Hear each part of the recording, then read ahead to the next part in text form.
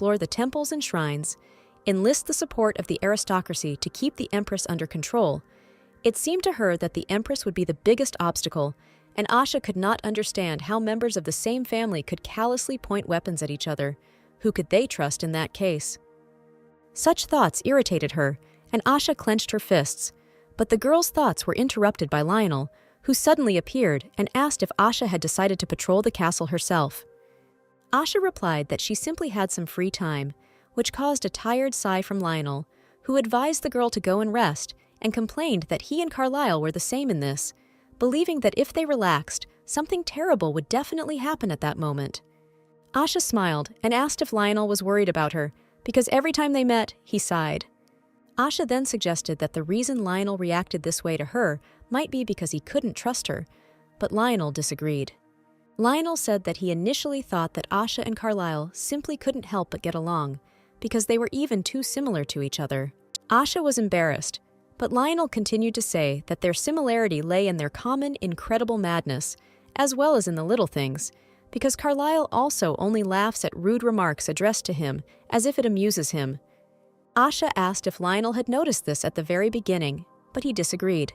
At first, Carlisle and Asha didn't seem similar to Lionel, but his opinion changed when they returned from the battlefield with the same expression on their faces. Asha looked at Lionel with confusion, so he continued to explain that it felt like something inside them had broken, but there was still some sanity left, a bit of sadness and emptiness. Asha never understood what Lionel meant, but he came up with a good example about how if Asha told Carlisle that she wanted to kill him, Carlisle would only be surprised, but not afraid to die, although perhaps he would not care at all. Lionel continued and said that Asha acted as if she could disappear at any moment, and that was why Carlisle asked her to live like a fox and not be afraid to be greedy. Asha was confused and said that she would never leave Pervaz for the rest of her life. Lionel pointed his finger at her and emotionally stated that this was the problem, because it was good to hear such things from the ruler, but it was also very dangerous. Asha asked what exactly Lionel meant, to which he asked if Asha herself could be happy with such a position. Asha remembered that Decker had once asked her the same question, but the girl understood that in order to give an honest answer, she first needed to understand what it meant to her to be happy. But for now, she could only confirm that yes, she was happy. Asha honestly didn't understand what else she could want, but Lionel noted that the gods give opportunities to those who ask for them. Lionel looked at Asha sadly and said that if she asked for something sincerely, she could get it even if it was absurd, so she shouldn't be afraid of being selfish.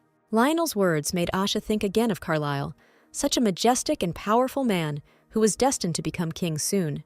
Asha also thought about her place next to Carlisle, and these thoughts seemed pointless to her, because even if she wanted to be close, there was too big a gap between the two of them.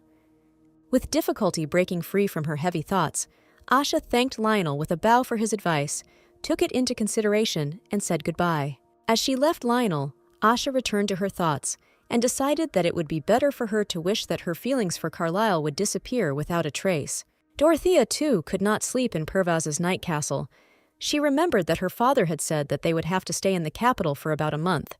Dorothea wanted to have time to read several books during this time and wondered if there was a library in the castle when she heard footsteps behind her. Asha, and it was she, without having time to look at Dorothea, asked who it was there. Dorothea broke out in a cold sweat because the girl did not recognize the voice and was very afraid to turn around and see who had disturbed her privacy. Asha came closer, recognized Dorothea, and asked if she was really looking for something in the castle at such a late hour. Seeing Asha approaching her, Dorothea breathed a sigh of relief and explained that she was curious if there was a library in the castle. Asha answered in the affirmative, but it was clear from her face that the girl was somewhat embarrassed by this question. Dorothea noticed Asha's darkened face and wondered what exactly could have caused such a reaction, but she didn't have time to ask because Asha turned abruptly and asked to follow her. Dorothea was a little confused because she still sincerely did not understand what she had done wrong, but she followed Asha. Soon the girls came to a huge door, which Asha opened, inviting Dorothea to enter. Following Asha, Dorothea found herself in the library room, where there were not so many books, but she was pleasantly surprised by the cleanliness that reigned, indicating that cleaning in this room was clearly carried out regularly. Asha, still feeling out of place, offered Dorothea to read as much as she wanted, but apologized that the number of books in Pervaz was very limited. Dorothea was delighted with such a library, which she immediately told Asha, thanking her for bringing Dorothea here. Asha was embarrassed and replied that there was nothing to thank her for at all, and hastened to leave Dorothea alone with the books. Dorothea felt really comfortable and went to look for something that would interest her on the library shelves. Having collected a rather heavy stack of books for herself, Dorothea sat down at the table and was finally able to immerse herself in the book world under the not very bright light of the candles. But halfway through the book, Dorothea's thoughts were far removed from the written story. The girl thought that if she became empress, she would no longer be able to lead the same relaxed lifestyle, and it flashed through the girl's mind that perhaps it would be better to leave Pervaz so that this would not happen. Carlyle, sitting in the carriage, carefully read the reports on the mood of aristocratic society. The aristocrats now believed that Carlyle was the best candidate for the position of emperor, but this did not please the crown prince very much, because the opinion of high society changed more often than linen, and this meant that without control, all his efforts could be useless. It was for this reason that he came to the temple to find the source of the bad rumors about him and his associates. Archbishop Rachel, to whom Carlyle came, invited him to have a conversation over a cup of tea, blessed Carlyle, and said that it was an honor for him to meet the crown prince. Carlyle immediately got down to business and asked whether Rachel was watching over all the churches in the capital, to which he received a negative answer and clarification that there was another archbishop in another church. Carlyle began his next question from afar, thoughtfully saying that evil rumors were circulating about him in the capital. Carlyle's expression hardened, and he continued, saying that it was the temple servants who were spreading these rumors, which frightened Rachel, who hastened to convince the crown prince that this was not true. This didn't work on Carlyle, since he already had irrefutable evidence that the temples were indeed guilty of spreading rumors, which made Rachel even more nervous. After assessing Rachel's reaction, Carlyle stated that he was more interested in how much Rachel and the High Temple were connected to Gabriel Knox than in the rumor mill. Rachel's face turned even grayer, and he asked in fear what exactly Carlyle meant, since Gabriel was the most conscientious believer of all, and therefore incapable of meanness. Rachel's deliberate misunderstanding and what was said only irritated Carlyle, who asked whether he really should say out loud what Rachel already knew. Tired of playing these games, Carlyle had already asked point-blank if the High Temple had secretly rebelled against the ruling family, and this was the very question Carlyle had come to Rachel with in the first place. When Rachel stuttered again that this could not be true, and how Carlyle could even believe it, the crown prince explained that Gabriel had clearly decided on this, and that was why he was trying to gain more power by creating new political positions for his own benefit, and the holiday that Gabriel wanted to organize, supposedly with the desire to show respect to the High Temple, would also be used to spread false rumors about Carlyle. Continuing to terrify Rachel, Carlyle asked another awkward question, which was whether Gabriel could have done something like this on his own without discussing it with the High Temple. Rachel stuttered as she tried to convince Carlyle that the High Temple had always sought the prosperity of the ruling family, and, of course, had never planned anything negative towards Carlyle himself. Carlyle stood up with a grin, having received answers to his questions, but just in case, he clarified whether Gabriel really had acted on his own. Gabriel, judging by his actions, was the youngest pontiff, using bad methods. Carlyle stated that Gabriel was already the youngest archbishop and minister in the empire. The crown prince asked if Rachel thought it right to punish Gabriel for such behavior. Without waiting, however, for an answer from Rachel, Carlyle turned and left. A few days later, there was a dinner with the imperial family, at which Carlyle felt a surge of strength, because after the conversation with Rachel, the temples behaved quietly. Carlyle smiled and noted that it might have been because he hadn't had dinner with his family in a while, but he felt like he was a lot more talkative than usual. The emperor laughed at this, and raising his glass, asked if this was not a consequence of Carlyle being tired of eating the grass roots in Pervaz. Taking up his father's tone, Carlyle confirmed that, compared to the food on the table, everything in Pervaz could clearly be called grass. Such unanimity could not please the empress. But the empress also needed to keep up appearances, so as best she could, she praised Carlyle for his success in the war. Following the praise, the empress said that Pervaz's borders were clearly secure, and asked if Carlyle would like to remain in the capital for a while. In response, the empress received news from Carlyle that Carlyle could not stay. Pervaz was not yet completely safe, because Carlisle's people had not been able to determine who was the accomplice of the Igram tribe. This news greatly surprised and outraged the emperor, who could not believe that the savages had not acted alone. Carlisle confirmed that there were some strange moments during the battles, and lamented that it was extremely inconvenient to gather information alone. Carlisle asked if Kendrick could share his wisdom with him, which greatly surprised the emperor. Pretending to be a little embarrassed, Carlisle suggested that his father meet after dinner for a talk, provided, of course, that the emperor was not already offended and did not feel uncomfortable alone with his son. Kendrick enthusiastically stated that he would be only too happy to help his son. The light-hearted, idle conversation between Carlisle and Kendrick continued, and this made the empress very nervous. Raising the glass to her mouth, the empress clenched her teeth and gave herself a few moments to drop the mask of goodwill and show her true emotions. Carlisle was frankly infuriating her. Evening came, and Carlisle came to his father's chambers, greeting him respectfully. Kendrick was in high spirits and invited Carlisle to sit down and try some tea from the island of Dumar, which the emperor had specially brought back from his previous trip. Kendrick continued to praise the tea and expressed the hope that Carlisle would remember the taste of this tea even after returning to Pervaz. Carlisle did not refuse and took a sip. With a gentle smile, Carlisle agreed with his father that he would indeed remember the taste of this tea, but he quickly got down to business. Carlisle asked if the emperor was not embarrassed by the fact that the High Temple had interfered too much in the affairs of the imperial family during Carlisle's absence from the capital.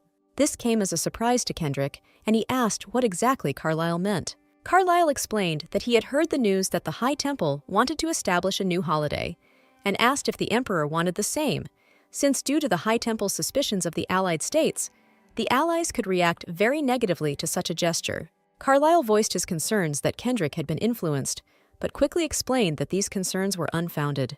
Carlisle also noted that the influence of the High Temple had become too strong, so much so that corruption had already appeared in the temple, and such thoughts of his son greatly strained Kendrick. Carlisle claimed that he was just a little worried, and that this was the reason he was having such stupid thoughts, but he managed to plant a seed of doubt in the emperor's mind, who thanked Carlisle for expressing his doubts. As he continued to drink his tea, Carlisle sincerely hoped that his father realized that someone was keeping the emperor in the dark and playing with him like a puppet. Here Carlisle's task was completed. All that remained was to wait for his father to come to what conclusions.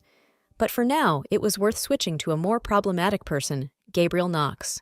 Meanwhile, Gabriel was freaking out because Carlisle was managing to ruin everything Gabriel had worked so hard to achieve. A dark energy spread around Gabriel, affecting everything around him, including the white dove in the cage, which began to cough up blood. Gabriel heard something strange happening behind him and turned around abruptly. With horror, Gabriel noticed the already dead bird and asked himself what exactly he had done. With the same horror, Gabriel noticed for himself that the more he used dark magic, the less he became like himself. It was hard for him to believe that his negative emotions were so strong that they killed the bird. Gabriel noted with displeasure that at this rate he was becoming more like the hated aristocrats, and tried to pull himself together, calming himself with the thought that Carlisle would be the ideal victim and fuel for the creation of a righteous country according to Gabriel's plan.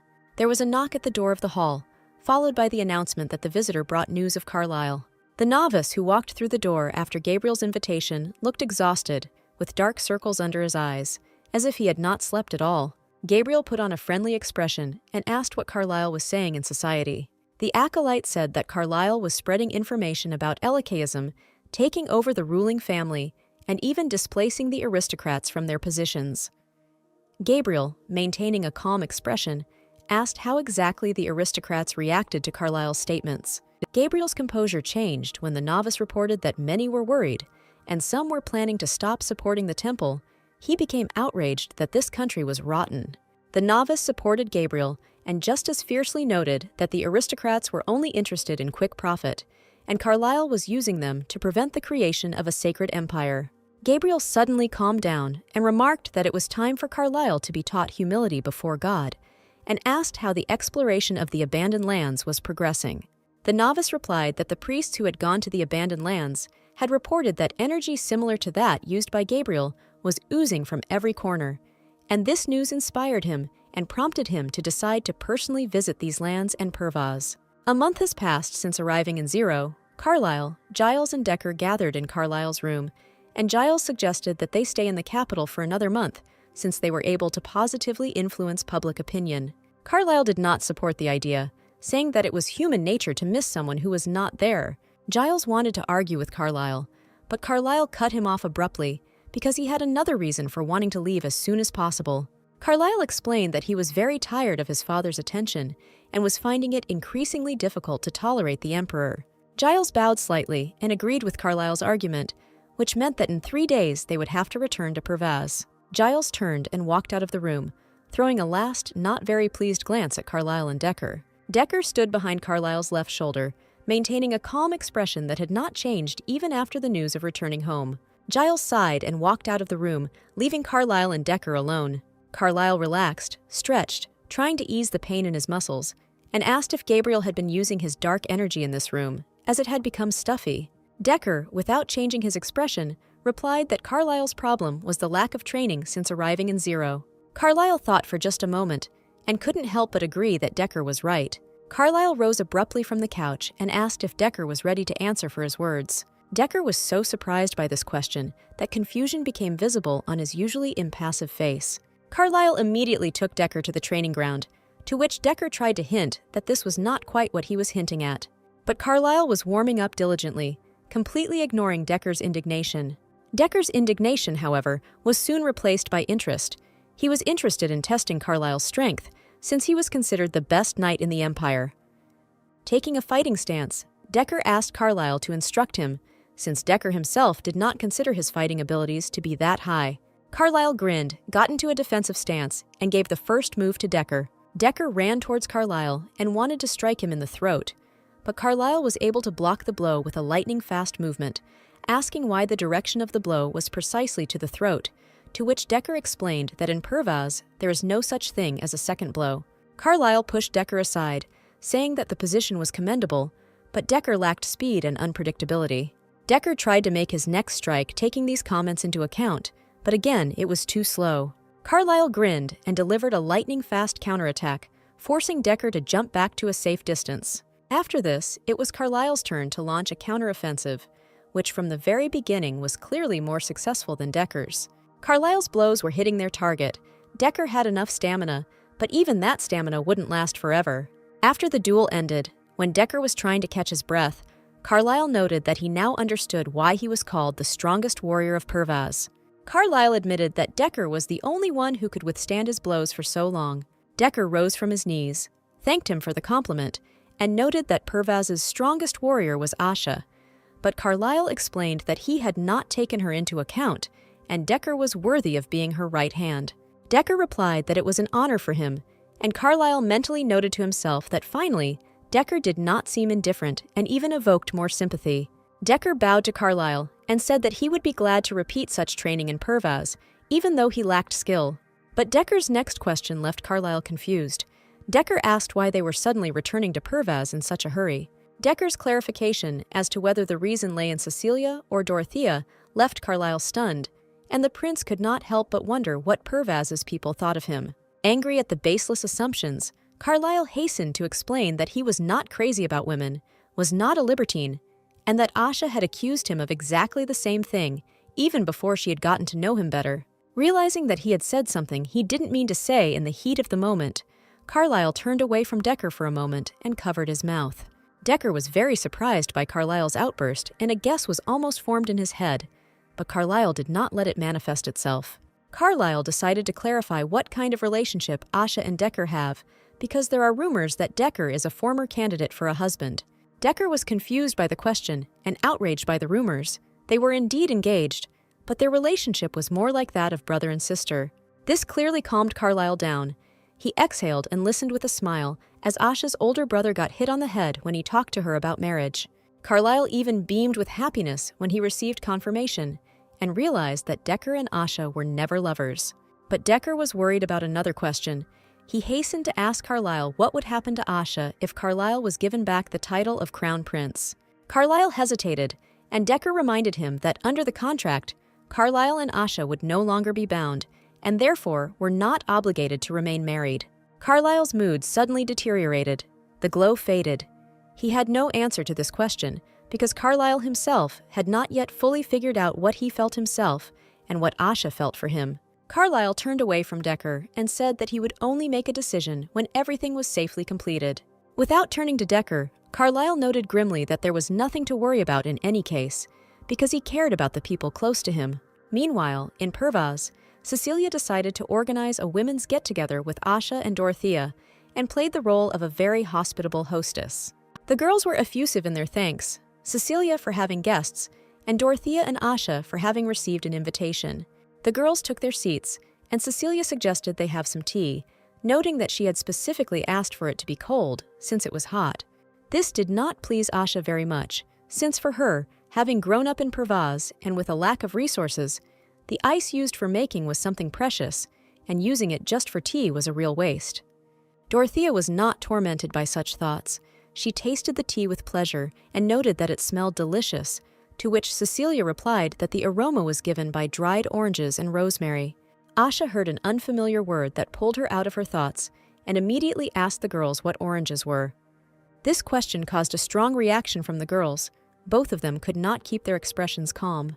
Dorothea and Cecilia sincerely could not understand whether they had misheard, and how it was even possible that someone had never seen, tasted, or even knew what ordinary oranges were. Dorothea and Cecilia were in shock, and while Dorothea was able to pull herself together more or less quickly and was now just smiling nervously, Cecilia was unable to control her emotions so quickly, and it was she who asked again whether Asha really didn't know what oranges were. Asha explained that she had grown up in the north and that such fruits could not grow there, and Dorothea happily explained what oranges were, describing their taste. But this did not make Asha want to try them. Cecilia was able to exhale and said that this was not important at all, but the imminent return of Carlyle, who was returning with good news. Cecilia gave Dorothea and Asha a letter that described all of Carlyle's accomplishments, but an awkward silence fell over the room. Asha, due to her natural straightforwardness, calmly admitted that she did not understand what was written in the letter and asked to tell about Carlyle's successes in more detail. Cecilia responded by exclaiming that it was her mistake, since the letter was encrypted and only she understood the code, which Dorothea did not like very much, since it did not look like an accidental forgetfulness. But by the way, Cecilia began to tell the details with pleasure, starting with the fact that Carlyle turned high society upside down. Carlyle had clearly caused a lot of trouble for the Empress and Matthias, disrupting quite a few of their well-planned plans. Carlyle caused no less trouble for Gabriel, from whom the High Temple was now trying to distance itself due to Gabriel's collusion with the Empress. Then Cecilia turned towards Asha to say that not only Carlyle had attracted attention, but also Pervaz. Asha was surprised, but it turned out that since Carlyle had rebuilt the city, many aristocrats now wanted to invest in Pervaz financially. Even though Cecilia said it was great news for Asha, Asha herself was rather tense about it, since more attention meant more problems. Asha looked darkly into her teacup, thinking that if things went wrong, Pervaz could be in huge trouble, and those who were against Carlyle would be against Pervaz as well. But now was not the time to worry, and taking a breath, Asha asked Cecilia when Carlyle was going to Pervaz. She answered that Carlyle was leaving the capital in a couple of days and would arrive in Pervaz in about a month. Cecilia entered a dreamy mood and expressed interest in whether Carlyle would bring them gifts from the capital, which puzzled Asha, who asked if Cecilia's birthday fell on Carlyle's arrival. Cecilia explained that she was simply referring to souvenirs, which is a tradition among aristocrats when returning home after a trip. Cecilia explained that everyone wants to please their loved ones after a long separation, even if the reason for this is banal. Asha's grip on the cup tightened as the words about Carlyle's gift once again brought back thoughts she had tried so hard to push out of her head. During Carlyle's absence in Pervaz, Asha had almost managed to forget about her feelings, and his arrival, and especially any gifts, could nullify all the girl's efforts and make her feel stupid. Meanwhile, in Zero, Carlyle was walking quickly through the corridors of the palace, clutching a bundle with unknown contents in his hand. Decker, who was in a slightly nervous state, heard the door open and turned around to see who had entered. Seeing Carlyle enter, Decker was able to exhale, but he couldn't help but ask where Carlyle had been all this time. Carlyle replied that Decker should have been told, but Decker said that he was more upset that Carlyle had left unaccompanied than that Decker had not been told about the man's personal file. Decker was indeed worried that without an escort, Carlyle might be the target of an assassination attempt orchestrated by the Empress. Carlyle ignored Decker's concern and deliberately placed the package on the table in such a way that Decker's attention would be drawn to what Carlyle had brought into the room. Carlyle's idea was a success. Decker actually asked what was in the package and, having determined from the silhouette that it was a sword, asked if the size was too small for Carlyle. Carlyle bent over the bundle to untie it and noted that Decker had a very accurate eye, took a sword from the bundle, and handed it to Decker, asking what he could tell about this sword. Decker noted that the sword looked sturdy and very expensive, but still couldn't figure out where Carlyle was going with this. Decker asked if Carlyle wanted to give the sword to someone, immediately noting that the sword was clearly too big for Decker himself. Carlyle was embarrassed, first answering that he bought the sword only on a whim, but immediately after asked if Asha might like the sword. This question shocked Decker, who had not expected either the question itself or Carlyle's embarrassment, so the man himself felt embarrassed, but replied that Asha should obviously like the new weapon, since her own sword was already quite old. Carlyle complained that he gave money to Asha to buy weapons, but she bought weapons only for the army and not for herself. Decker mentally noted that with that wording, Asha might not understand that she could buy a new sword for herself, but he explained out loud to Carlyle that the sword Asha was currently using was a gift from Amir Purvaz. Carlyle realized that for Asha, this sword is not only a weapon, but also an expensive gift from her father, which is why she may not want to change it. But Carlyle couldn't help but notice that the sword was already quite old, and the value of memories couldn't sharpen it again in any way, so it would be better for Asha to master a lighter sword. He said with enthusiasm that this sword was forged from very strong steel. It is very difficult to damage, and also, when he ordered it, he paid special attention to its appearance. Such words of Carlyle led Decker into even greater confusion, because before that, Carlyle said that he bought the sword just like that, but in the end, it turned out that he very carefully chose it especially for one specific person. Drawing his sword from its sheath, Carlyle revealed the engraving on the blade with Asha's name and Agaris's blessing. Decker noted that such a gift would definitely please Asha because it would be her first personal sword. Separately, Decker noted that a wish written on a sword should also evoke positive emotions. Both Decker and Carlyle agreed that Agaris's blessing would remain with Asha forever. 3 days later, the Empress watched from her window as Carlyle's delegation departed the capital, clenching her fists and not even trying to hide her irritation. She was in the room with Gabriel, who was drinking tea and, unlike the Empress, was much better at controlling his emotions, abruptly cutting off her complaints about Carlyle being a sinful bastard who had violated the divine plan, and turning the conversation to the matter he and the Empress had discussed earlier. The Empress, still in an extremely negative mood and not turning away completely from the window, asked if there was talk of Carlyle divorcing Asha. Without waiting for an answer, finally turning away from the window, approaching Gabriel and slamming her hand on the table, the Empress replied that this divorce could not be arranged in any way. The Empress also noted that Carlyle's quick departure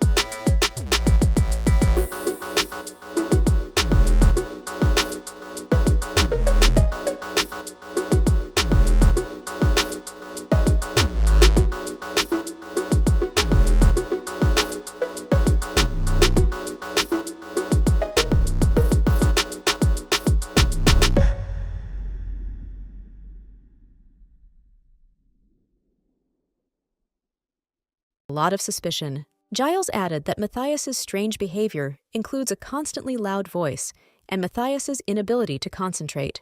Carlyle suggested that such behavior could be a consequence of the Empress's orders, or that Matthias was under the influence of some drug, or was simply drunk. Asha was very surprised that such behavior of her son suited the Empress, but Carlyle explained that there was nothing surprising in this because it was easier to control Matthias this way. Decker asked if Carlyle thought the Empress wanted to take over, but Carlyle wasn't sure that was what was driving the woman. Carlyle noted that so far it looked like the Empress wanted to make a puppet out of her son. But whatever the Empress had planned for Matthias, it was not at all a fact that Gabriel would allow her to do so.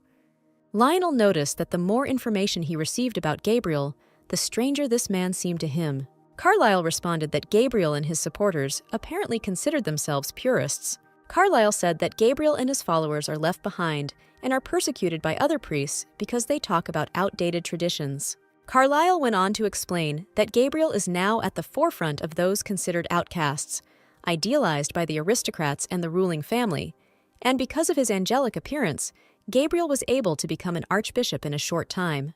Based on this description, Lionel noted that Gabriel had everything necessary for people to follow him. Carlyle confirmed that this was indeed the case, and admitted that he did not quite understand Gabriel's motivation for interfering in politics. Moreover, Carlyle explained that although Gabriel leads the purists, he himself is not one, so it looks more like they follow him simply out of habit, to which Giles said that religious people are easy to control. Carlyle said that, in any case, they should be pleased that several priests had been removed from their posts. Carlyle noted to himself that if he had decided to stay in Zero, he would have been able to turn the ruling family upside down with the help of the priests. But such actions, however, could have negative consequences in the form of his father's displeasure. Carlyle continued his thoughts, while Asha and Lionel were discussing something. But because of his thoughts, Carlyle could not discern what they were talking about. The conversation was abruptly interrupted by Carlyle, who suddenly stated that they needed to further improve Pervaz to make it possible to welcome other aristocrats into the city, as well as to undermine the imperial throne under Kendrick. This caused a strange reaction from Asha, who simply looked at Carlyle silently and turned away. Carlyle was confused by the Marchioness's behavior and sincerely could not understand what exactly he had done wrong again. Carlyle thought deeply about what could have caused Asha to behave this way, what he had said or done that could have upset her, and came to the conclusion that perhaps his wife thought he had returned to Pervaz without a gift for her from Zero. Carlyle's thoughtfulness did not go unnoticed by everyone else, and Lionel asked if Carlyle had remembered anything. Carlyle replied in the negative and stated that he was finished and that everyone except Asha could go and rest. When Asha remained in the office, Carlyle told her that he needed to talk to the girl separately.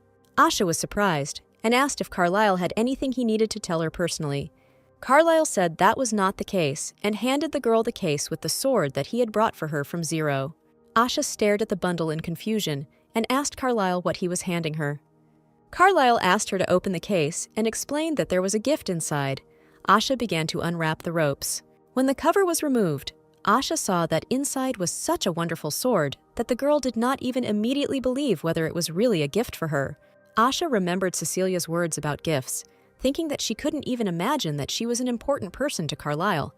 Carlyle misinterpreted the girl's thoughtfulness and asked if he understood correctly that the girl did not like the gift. Asha was quick to convince him that it was just the opposite, but she didn't understand why Carlyle gave this sword to her. Carlyle closed his eyes and answered Asha that with this sword perhaps she could save her life, because it was unknown how exactly the Empress would want to harm the Marquise, and the previous sword, unfortunately, was already too old.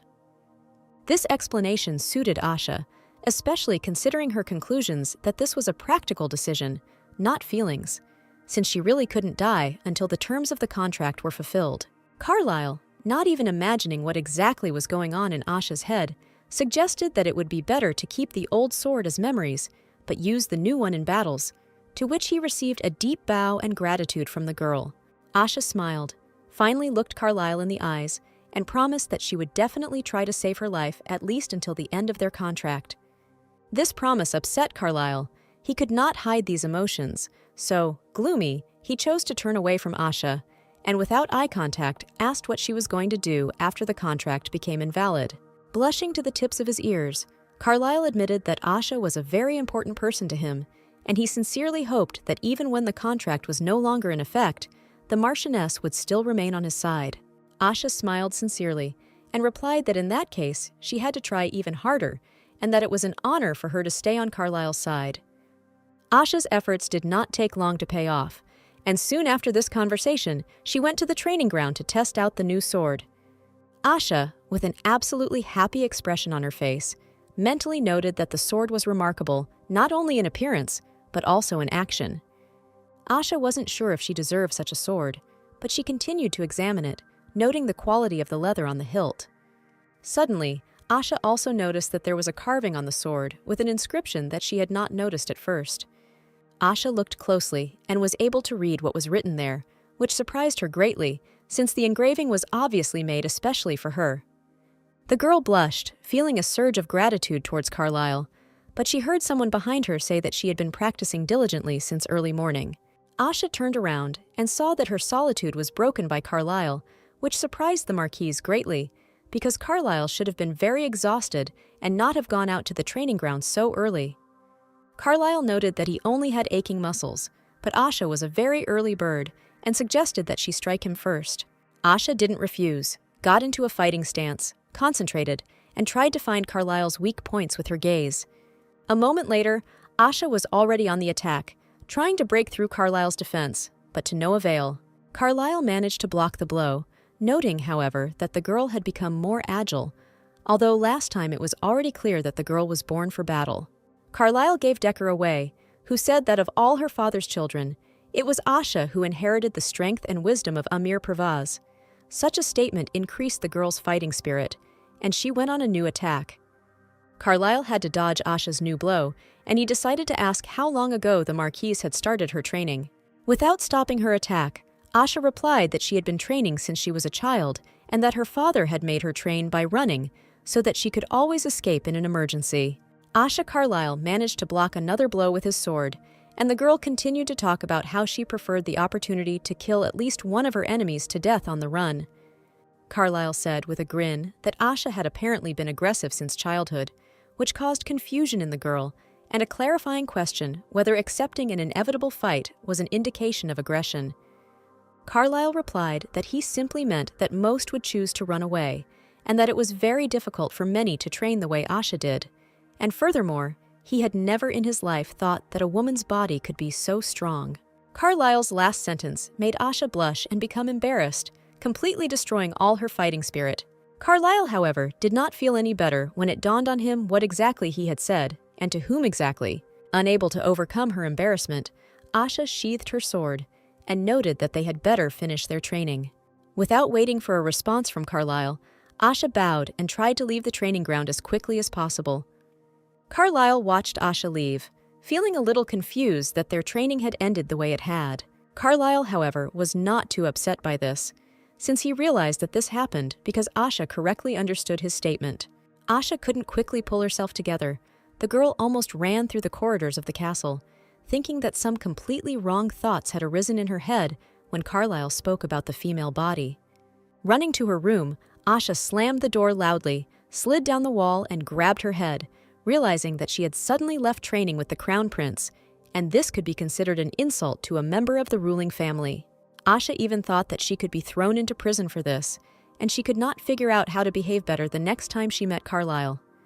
Asha was wondering whether it would be better to pretend that nothing had happened, apologize, or be brazen and blunt, but these thoughts were interrupted by a knock on the door of her room. Asha stood up abruptly, tried to even out her breathing, and only after that said that the man could come in.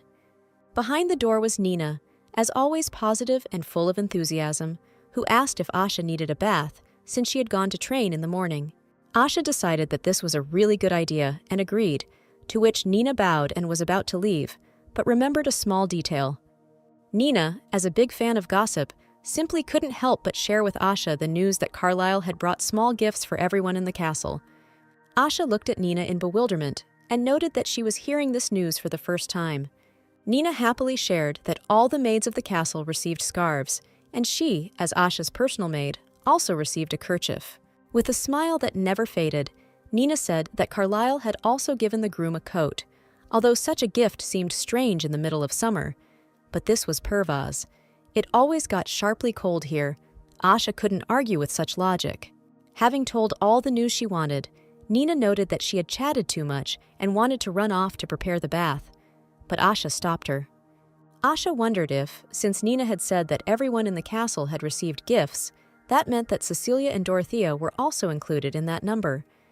Nina confirmed that Cecilia and Dorothea had also received gifts from Carlisle, and Asha asked if Nina knew what exactly the girls had been given. Nina replied that everyone on the second floor got tea, which warms you up well in winter. No other gifts were known.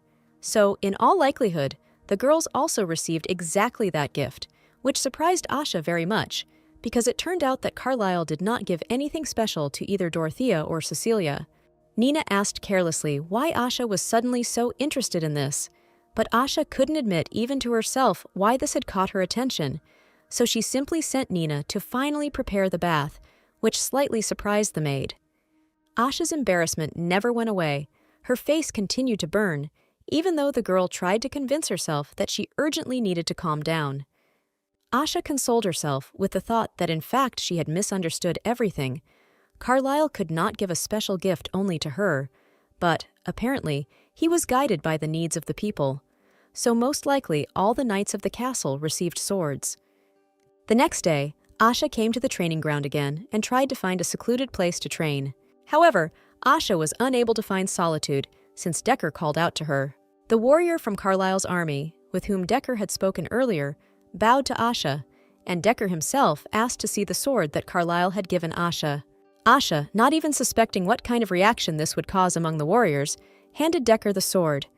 Instantly, a noisy crowd of warriors gathered around Asha, each of whom was curious to see Carlisle's gift to Asha. One of Carlisle's subordinates said, with a knowing and admiring look, that the sword had been custom-made by Sinar Wilman. Everyone around understood what exactly this subordinate meant, except for Asha, who asked what Sinar Wilman was.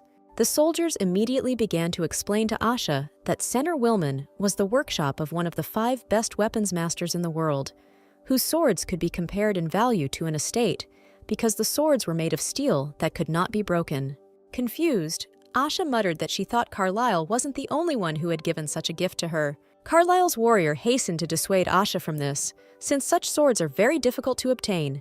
The warrior confidently stated that Asha received such a sword only because she is a marchioness and Carlisle's wife. Asha looked down in embarrassment, but mentally slapped herself on the back of the head that she shouldn't have false hopes about Carlisle's feelings. Asha stood in the courtyard with the warriors for a long time, feeling the peaceful and familiar atmosphere of people whose interests were similar to hers, and discussing weapons, duels, and other little things dear to her heart. Cecilia, whose mood had become quite gloomy after Carlisle's return from Zira, watched this merriment from the window. Soon, an artist came to Carlisle's office with the news that the paired portrait of Carlisle and Asha was finally finished, and he was ready to show it.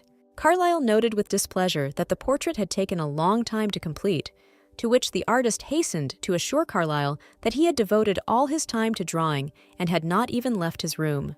Carlisle asked Lionel if he was to blame for the artist's tight schedule, but Lionel immediately stated that the master still had several months left before the end of the term. The artist quickly explained that he had changed the original concept of the work and wanted to leave himself extra time in case Carlisle was not satisfied with the painting. But Carlisle kindly replied that it made sense to first evaluate the painting with Asha and only then decide whether to paint anything again.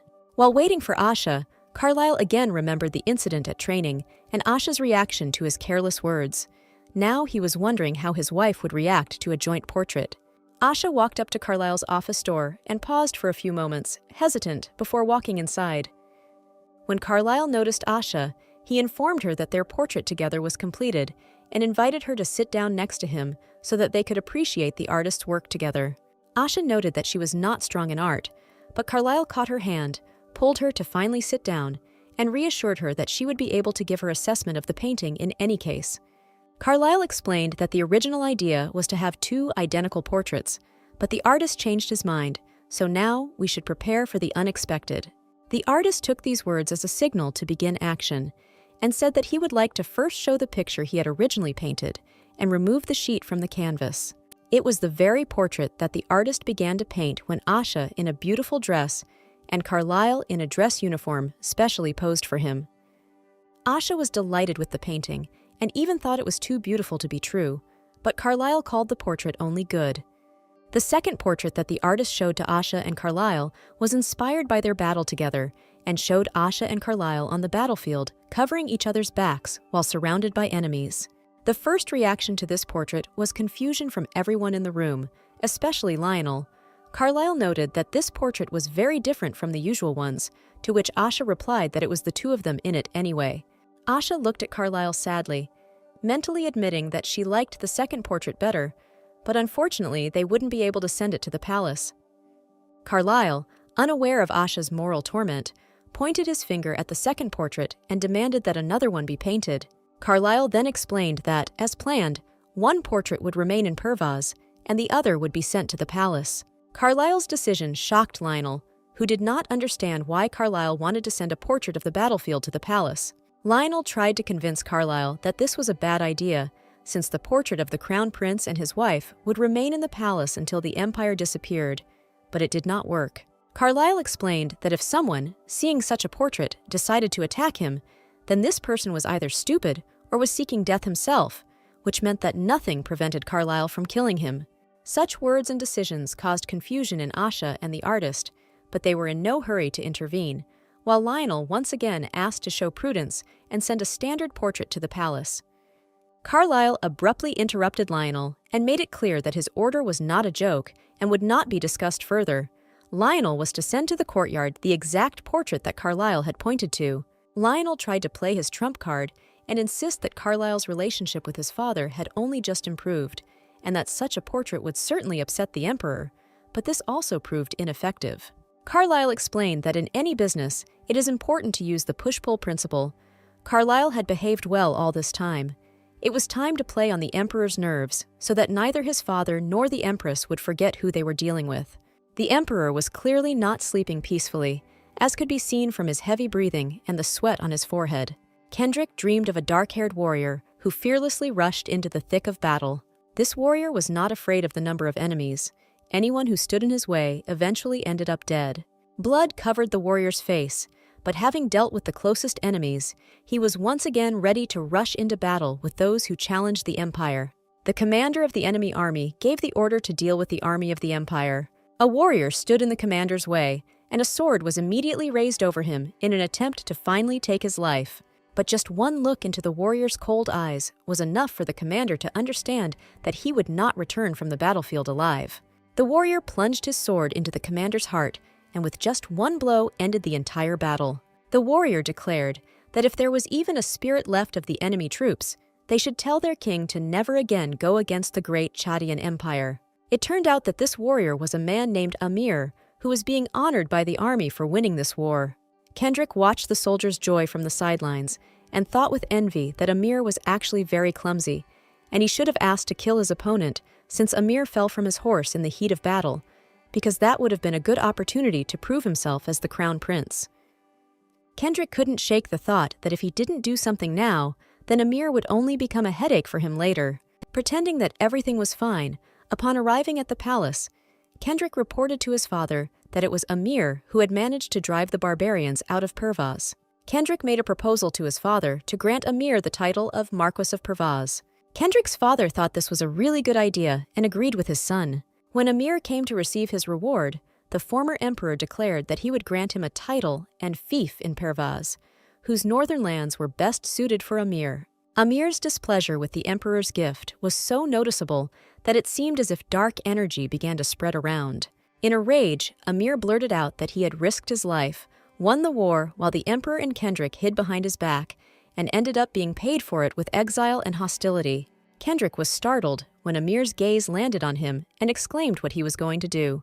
Amir, however, did not answer, but simply walked silently towards Kendrick with a determined expression on his face. Kendrick tried to call the guards for help, but no one had time to do anything. Amir's sword was already raised over the future emperor.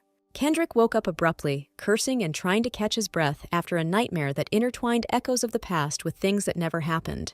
Still unable to catch his breath and calm down, the emperor, still in an agitated voice, called for his personal servant. Panth's excited voice finally brought the emperor to his senses. Kendrick recognized his room in the palace and managed to get rid of the remnants of sleep in his head. Pant handed the emperor a glass of water, suggesting that he had had a nightmare and offering to call a doctor. Kendrick refused, angrily clutching his glass, glancing at the letter from Carlyle, which had been the cause of the nightmares, because it said that Carlyle had become acquainted with the castle. The letter also included a joint portrait of Carlyle and Asha fighting.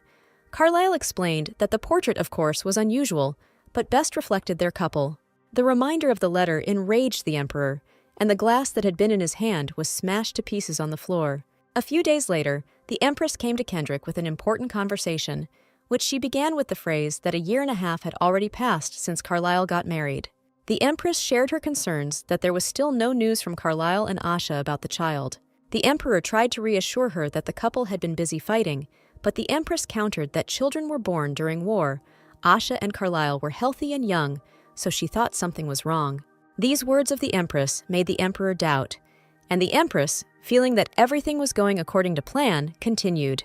She suggested sending a priest to Purvas to bless the union of Asha and Carlyle, after which they could have a child. Having received no resistance from the emperor, the empress assured him that he could rely on her in this matter. Carlyle soon received a letter about what exactly the empress was planning, and he noted with a grin that they were going to confront Carlyle face to face. Lionel, who was next to Carlyle, asked what exactly was in the letter, since Carlyle came to such conclusions. Carlyle folded the letter and explained that they allegedly wanted to send a priest to Purvas to bless the marriage of Asha and Carlyle so that they could finally have children. With a snort of displeasure, Carlyle explained to Lionel that if he refused the priest's visit, the empress could use this to annul Carlyle's marriage to Asha. Lionel was very surprised by this, because the marriage with Asha was initially approved by the emperor as forced, so it is strange to judge its legitimacy by the presence of children. Carlyle agreed with Lionel, but that was not all the news, and he challenged his comrade to guess which priest they were planning to send to Purvas.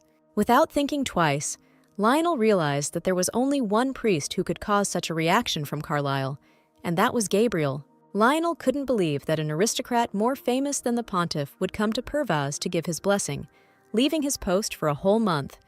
But Carlyle noted that it was certainly worth it. Lionel also couldn't help but worry that if Gabriel arrived, Asha and Carlyle would have to pretend to be a real couple, which meant it would be better to warn Asha right away. They really decided not to delay the conversation with Asha, and soon brought the girl up to speed, which caused her great surprise. Asha was surprised not by the priest's arrival itself, but by Carlyle's explanation that they would have to spend the night in the same bedroom, since Gabriel would definitely come in for an inspection at night. Asha and Carlyle weren't sure if it would be suspicious that they were just now settling into their bedroom, but letting Gabriel into Carlyle's bedroom would be a bad idea. Asha and Carlyle continued to discuss what could be done in this situation, coming up with the idea of using a new or guest room, which would take very little time to set up. Lionel, however, was not concerned about this, and he hastened to intervene in the conversation with a question that could be perceived incorrectly, but was very important. Lionel asked Asha and Carlyle that they had definitely shared a bedroom before, but now it felt like they were just allies and not a couple. Lionel's question left Asha and Carlyle stumped. Asha thought that Lionel was just being polite and deliberately pretending that he didn't know anything about that night, which is why he had never brought it up before. Carlyle tried to collect his thoughts in order to answer at least something, but his friend beat him to it.